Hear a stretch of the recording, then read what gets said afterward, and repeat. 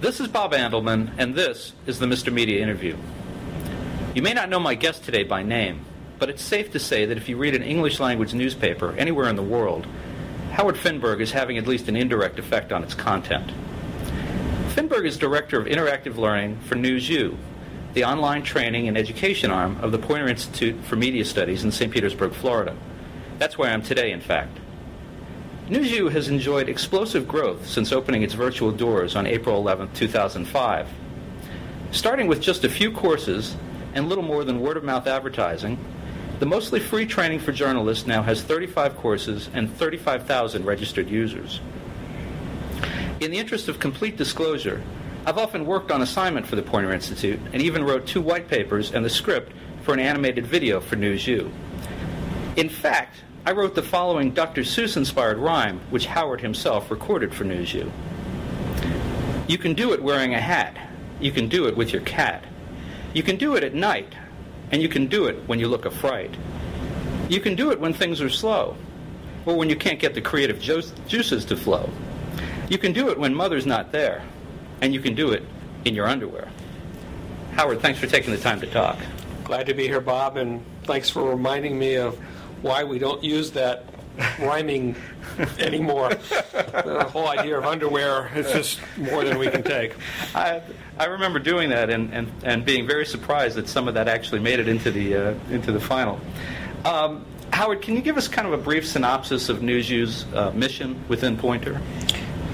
Well, our mission is to extend our training and our teaching from Poynter to the universe that can't get to the Institute itself for what we call an in-person seminar. Mm-hmm. So our desire is to reach those people who may not be ready to come to a Poynter seminar, who may not have the money to come to a Poynter seminar, and frankly to reach people who might not be journalists and who would not qualify to come to Poynter.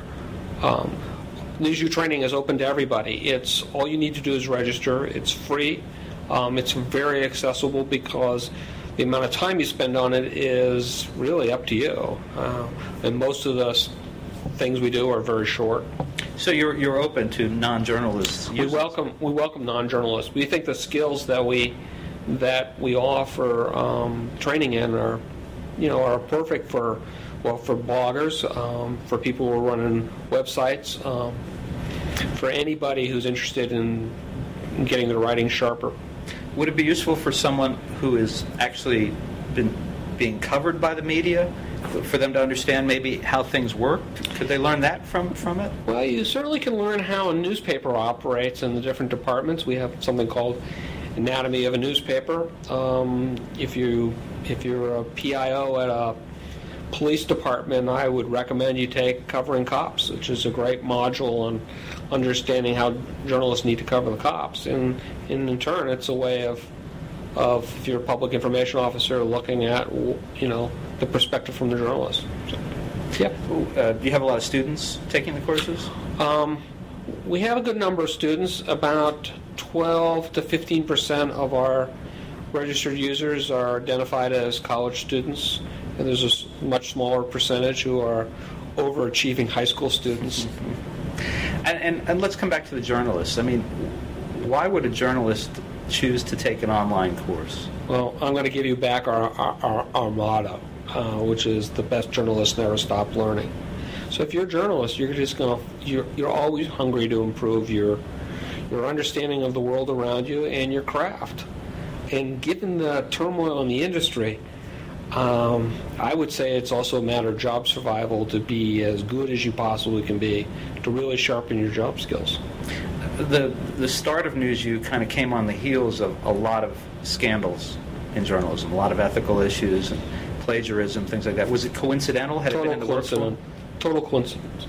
NewsU grew out of some research done by the Knight Foundation when they surveyed journalists and newsroom leaders and identified some areas that they thought they could have an impact.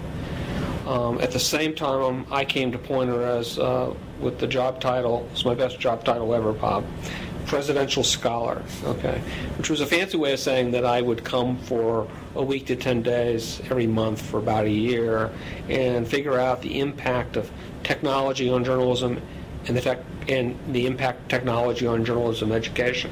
So out of that came a report urging Poynter to think about getting into the e-learning business, expanding its reach. Knight got a copy of the report, loved the idea, funded the project. How far behind are newspapers in continuing education for reporters and editors? I mean, I was thinking about this. Doctors and lawyers, realtors, even meeting planners have requirements in the industry of their professionals to have continuing education.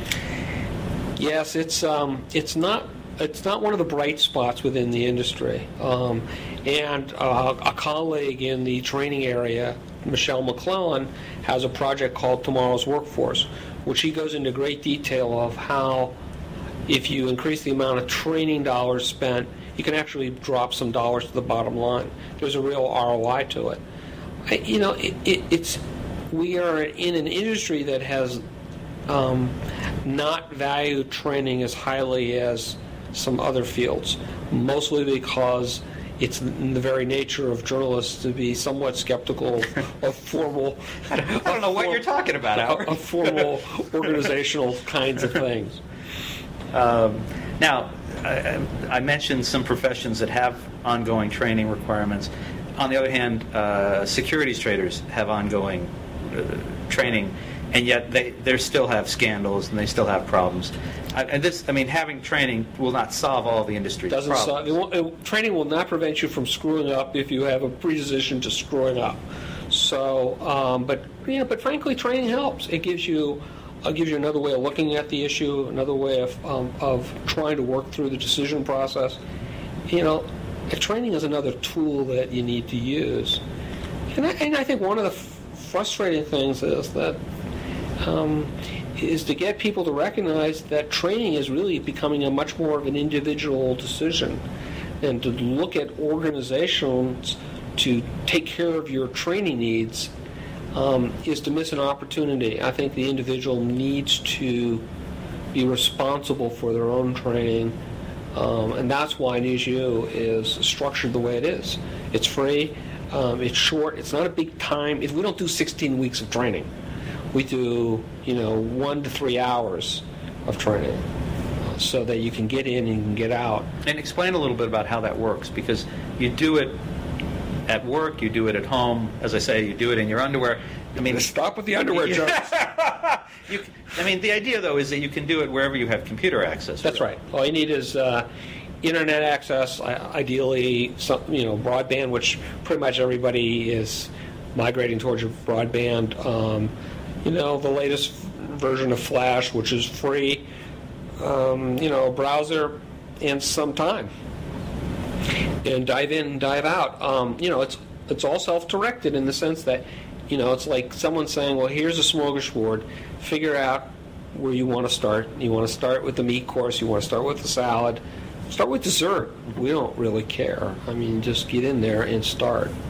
Does it require a self-motivated person to do it? Yes. And are journalists by nature, are they self-motivated? The best ones are. The best journalists never stop learning. That's one of our little mottos. I've heard that. Yes. And the Poynter Institute is known for its week-long seminars, right. Very focused on things. Very in-depth. You start early in the morning, you go all day, then you interact with people in the evening usually, and it's a continuing. You put 4 or 5 long days in. Is NewsU? Is it a complement or a supplement to that, or is it something else? It's something else. If you look at, and I unfortunately, just being radio, you have to imagine a pyramid. At the top of the pyramid is the Poynter seminar, or any seminar. It could be in anything, a personal experience. And, the scale is, at the top, it's high intensity.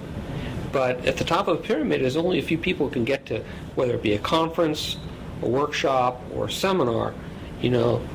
That attendance level gets tighter and tighter given the intensity of the experience. At the bottom, is the broadest reach possible. That's the web in itself.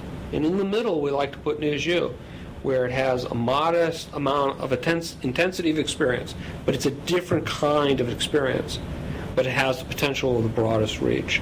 It's not a seminar online. It's not designed that way. Will NewsU at some point in the future take advantage of the seminars that are here, where we start seeing 10 or 15-minute clips of, I don't know, if Bob Schieffer comes to the Institute, who's on the board, if he comes here and speaks, will people who use NewsU have access to a portion of his talk, things like that? Yes. In fact, Bob, I should tell you that we actually already have that up and running.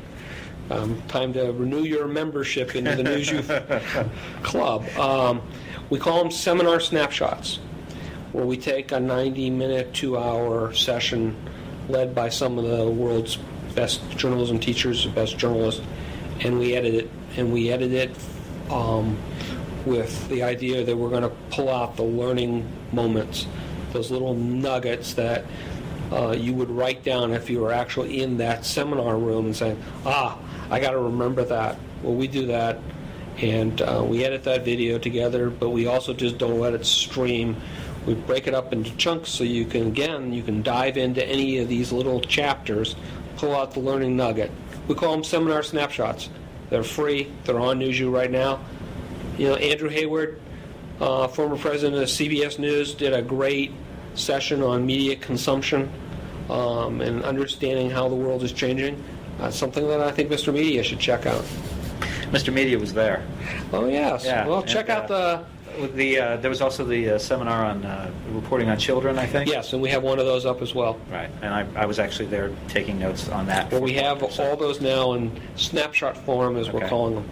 And so that going forward, you're looking for those opportunities. Yes, we're looking for them not only at Poynter, but ultimately we want to work with, sounds like a commercial here, we want to work with other organizations to do that. So. What are some of the big topics that are attracting the most users on NewsU? What courses are they taking in the greatest quantity? Well, the one with the billboard bullet next to its name right now is 5 Steps to Multimedia Reporting. It's a real good introduction to thinking about how to report using digital audio, digital video. As I'm sitting here looking at your digital audio and your digital camera, it's a partnership with the University of California, Berkeley Knight Center for New Media, and they actually had a little mini website or web pages on this topic. We took and what we did was we used it, or we used it. We put it together as an e-learning module, and it's just exploded.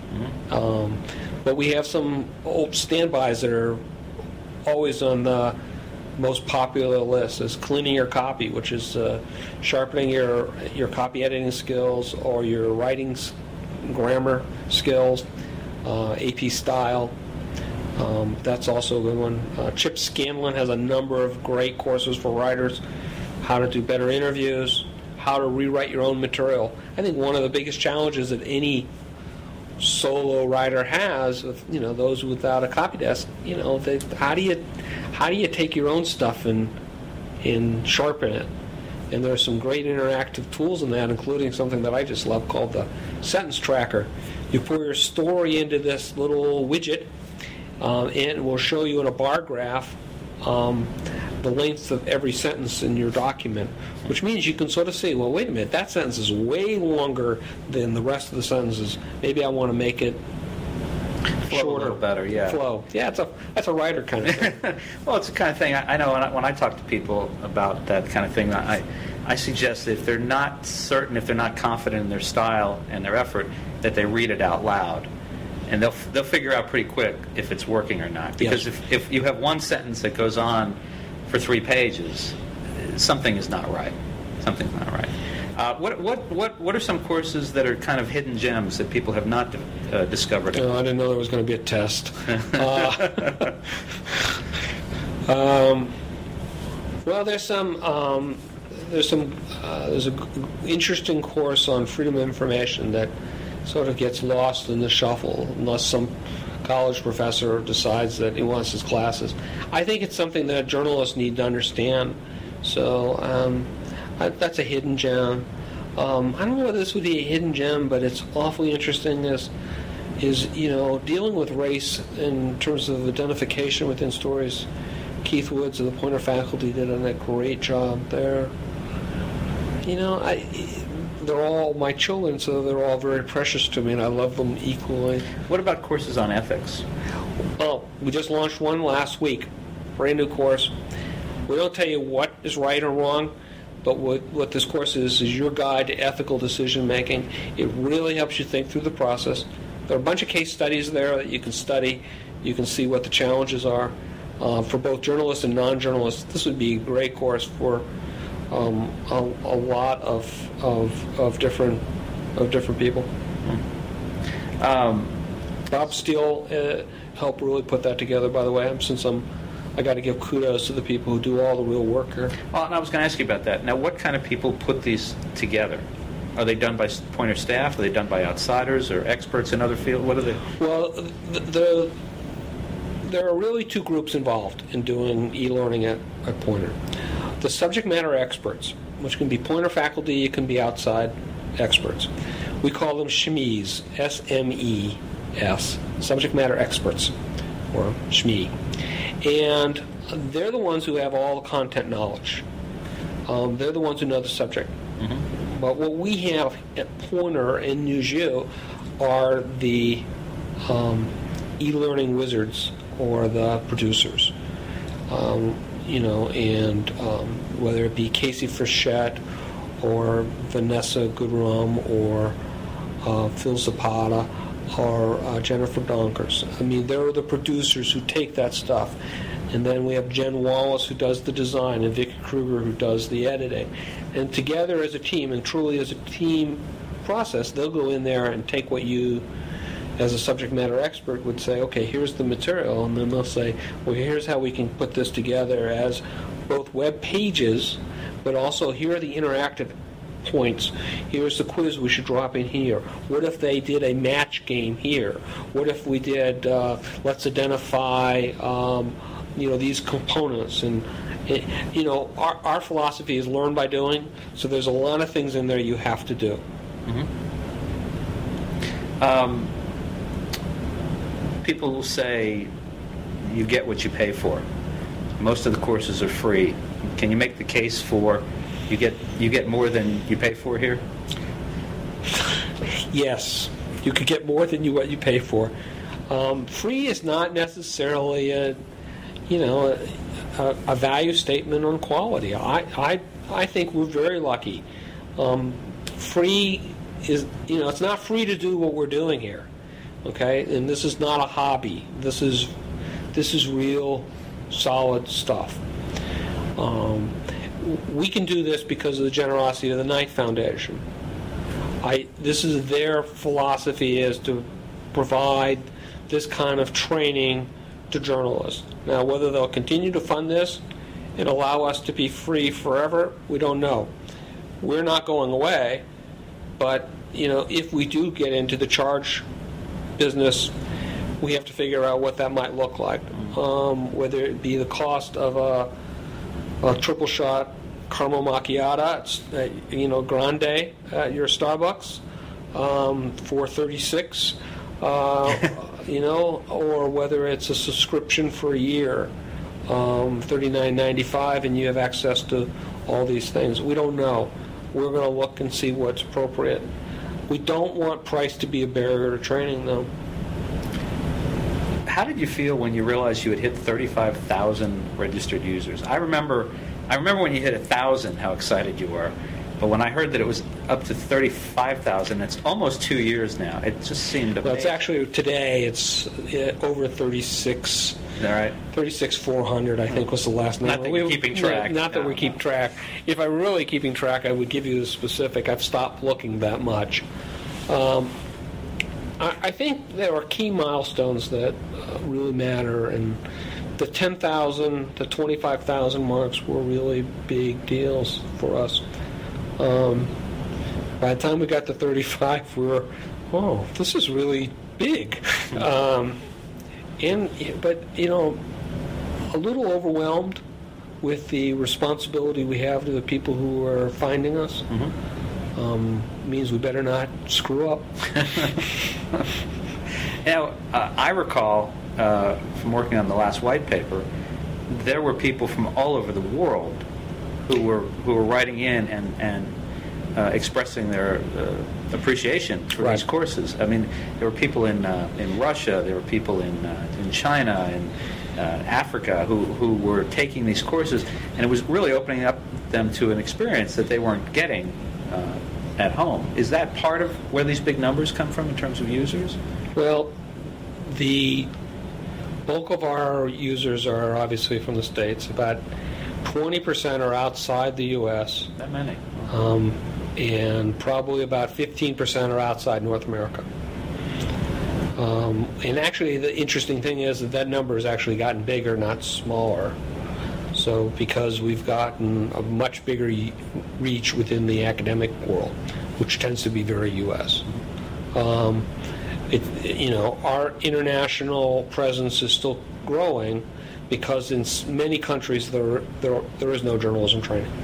There are no Poynter Institutes in lots of places. There are no journalism schools in lots of places in the world. And we provide a way for a professional to get better at their skills. We have registered users in 194 countries, territories, and principalities. So I think there are only 170. I'll probably get called on this, but I think there are fewer countries, and so we have lots of different territories and things like that. I'm just amazed. Howard, you mentioned before about the multimedia reporting course. Yeah. Does that course cover, or will there be a course that helps reporters who get downsized into adapting their talents to other media? For example, let's say that someone at the St. Petersburg Times gets downsized. I mean, just as an example, they're not doing that at the moment. But if they did, perfectly good reporter, but there's just not enough jobs. Will there be a course there that says, okay, you don't have a traditional reporting job, you still want to be in reporting? Here's a course that helps you figure out how to make a living, or how to source stories elsewhere, or whatever the case may be. Is that a direction? That's a possibility. And we found the right subject matter expert, and we thought the need was there. And if we could do it better than anybody else, we would go do it. That's how pretty much the process. It really depends upon who the expert is, but frankly, it also depends on the need in the industry. There's a lot of talk about newspapers changing dramatically in the coming years. Yes. A certain publisher at a certain major New York-based paper actually said they might not even be in that business in 5 years, although he retracted that very quickly. Yeah, once he realized that people had heard him. Will the mission of NewsU adapt if the newspaper industry starts changing that dramatically in the coming years? Will you have to adapt? We don't believe we tend to be print-centric, I guess, if you look at writing, but we don't believe we're newspaper-centric. Okay. And we think that we will have a lot of content in the coming years that are going to be appropriate for those who are working with video and with audio. In fact, in a couple weeks, we're going to be launching something called Sound Storytelling. No, we changed the name. It's telling stories with audio, which is really to help people who want to record and want to understand how to record audio with their stories. We're going to do things on video editing ethics. Ideally, we'll go into writing for video, which is very different than writing for print. Video editing ethics, is that? Yes. Yeah. It was just a few years ago that the big issue was of photoshopping ethics, that people were the famous OJ cover of Newsweek or Time. Or taking the Coke can out. Yeah. I mean, so now it's moving rapidly. Right. The target keeps changing. I saw just this week that MediaBistro.com was offering its own sort of freelancers version of NewsU. Will we see more splintering that way? I mean, freelancers, it's not, the Poynter doesn't really speak to them. Poynter speaks to newspapers and radio and TV. But we want to talk to freelancers, and if there are freelancers out there, come, visit, let us know what you need. I mean, we're not, that's the nice thing about NewsU. NewsU partners with a lot of different groups. I mean, if Media Bistro wanted to partner with us, we'd be delighted to partner with them. But they charge for their courses. These courses that they just added are actually free. Of course, they're come on. I think they're in some way they're a come on to. They're a little. Well, they're a taste. They're a taste of what they're. But that's not so different from NewsU. I mean, NewsU, these are free tastes, and then hopefully, I'm sure there's some desire to. You can get a lot of training at NewsU without having to come to any Poynter seminar. But they're not come-ons to seminars. Okay, I use that term in reference to Media Bistro, but at the same time, Poynter training, on-site training, has largely been limited in that you can only take so many people in a seminar. That's right. And it is costly, and the reporters generally rely on their newspaper or the publisher or the TV or the radio to pay their way. It's not something that a lot of them can afford to do independently. Right. But if they're... We would argue that it's not costly compared to other training. But, well, I understand. But it's certainly more costly than free. Right. And so for some people who like at a small newspaper, who will never be sent at that expense, NewsU is an introduction to Poynter and what it has available. I think that's more what I'm getting at there. Yeah, but I think we have to look at it as something very different than an introduction to Poynter. Okay. I think it sort of stands on its own.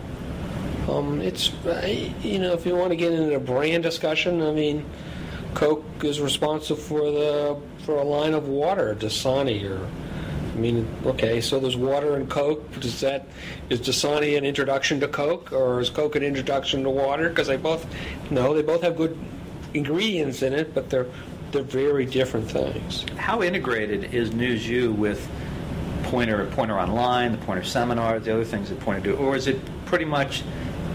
Does it stand alone in some regards? It's modestly integrated given the nature of what it is. It has to be. The people here are very much part of the Institute. There's a lot of overlapping circles between Poynter Online and NewsU and Poynter Seminars. There has to be.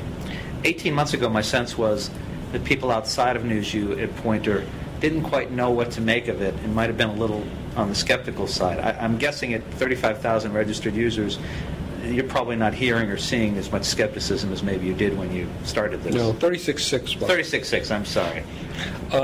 No, skepticism... And I'm sorry, Howard, what? Excuse me? Oh, just been had an update. It's 36,650. Yeah, okay. It just went up. We'll check in a minute. Okay. No,